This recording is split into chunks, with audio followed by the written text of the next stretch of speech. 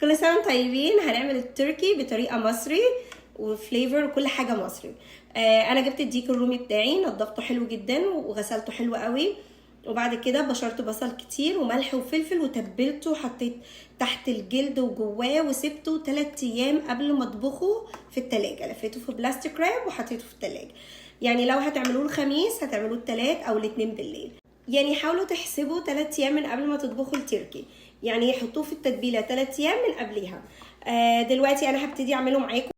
دي الزبده بتاعتي اللي انا هغطي بيها الديك الرومي عشان ياخد لون. انا هتبلها، هحط فيها ايه؟ هحط شويه بابريكا كتير قوي جدا خالص، ملح وفلفل، جوز الطيب. احنا اتفقنا ان احنا هنعمله مصري. هقلبها حلو جدا كده، ده لونها، وهحطها شويه في التلاجة وارجع لكم تاني. انا هحشي الديك الرومي بتاعي فريك. انا عملت ايه في الفريك؟ انا الفريك جاهز معايا، بس هقول لكم انا عملته ازاي بسرعه. انا نقعت الفريك بتاعي قبل ما ابتدي اشوحه مع البصل، نقعته بساعه، بعد كده صفيته، حطيت عليه بصلتين كبار متقطعين صغير قوي وملح وفلفل ومعلقه سمنه كبيره، شوحتهم على النار وسقيت شويه ميه صغيرين قوي، ابتدى يتشربهم، ابتدى دلوقتي يعني ابتدى بعديها يستوي، يدخل كده في تسويه، مش تسويه 100% بس ابتدى يدخل في التسويه، وبعد كده احطه في الديك الرومي ويدخل بقى الفرن ويكملوا سوا مع بعض. الصينيه بتاعتي اللي هحشي فيها الديك الرومي حاطه فيها سيلري وكاريت، وحاطه فيها بصل، فصين توم، يعني خضار.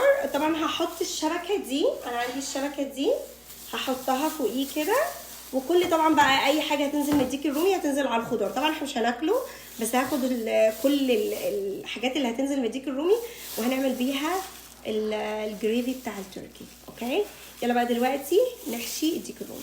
دلوقتي انا خلاص حطيت كل الفريك بتاعي، الكبده والقناصه بتاع الديك الرومي، يعني هقفل بيهم كده الحشوه، وهبتدي بقى ايه، اكتفه بقى، نربطه ربطه محترمه. هعدله بس كده عشان دي الزبده بتاعتي انا طلعتها من التلاجة. هعمل ايه؟ هدهن بيها الديك الرومي كله، وهرفع كده جوه الديك الرومي من يعني زي ما انتم شايفين كده، عامله جيوب انا جوه الديك الرومي عشان ياخد التتبيله معاه وهو داخل الفرن. هتبله كله، وتحت بقى كده ومن الجنب والجناحه كل حته. التسويه، اول حاجه قبل ما اتكلم عن التسويه، حط كوبايه ميه على الخضار، ما تحطوهاش على التركي كده.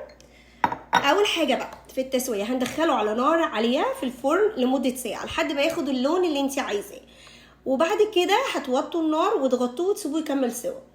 التركي كل وزن بيفرق في حسب التسويه بتاعته.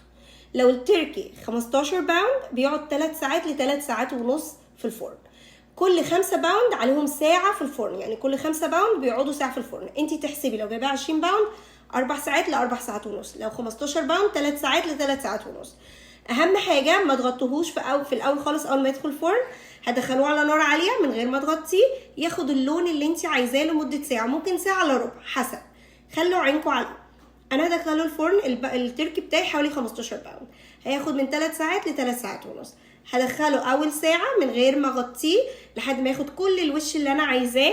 وطبعا خلوا بالكم الجناحه انا يعني منزلاها تحتيه، لو انتي مش تعرفي تعملي كده تجيبي فويل وتغطي الجناحه بتاعته عشان دي اكتر حاجه بتاخد لون بسرعه. هشوفكم بعد ما التركي يخلص. يلا باي، اشوفكم بعد 3 ساعات ونص.